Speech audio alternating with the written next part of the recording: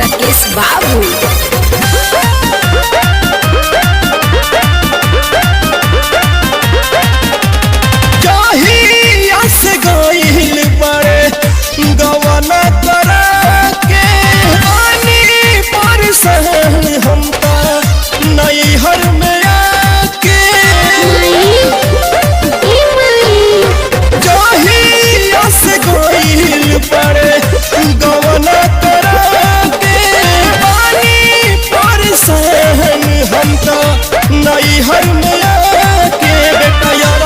माई कहता पूरा गौवा भौजाई कहता बेटा यारा के माई कहता पूरा गौवा भौजाई कहता।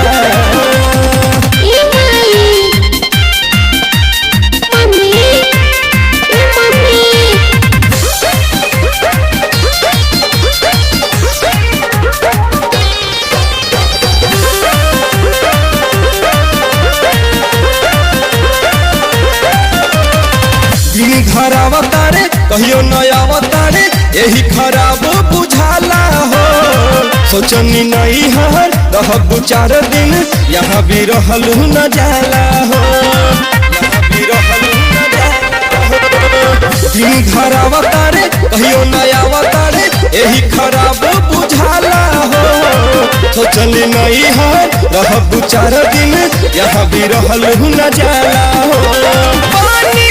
परेशान कितना के करा बताई सासुर से नहीं हर आई अब कह जाई बेटा यारवा के माई कहता पूरा गौवा भौजाई कहता बेटा यारवा के माई कहता पूरा गौवा भौजाई कहता।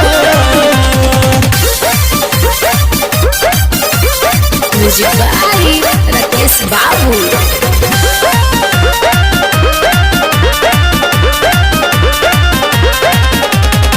कितना जतन करी अब कैसे मना करी कैसे हम समझाई मन तो करता कि अली सवेरे गाड़ी उनके भीड़ चली जाए उनके भीड़ चली जाए।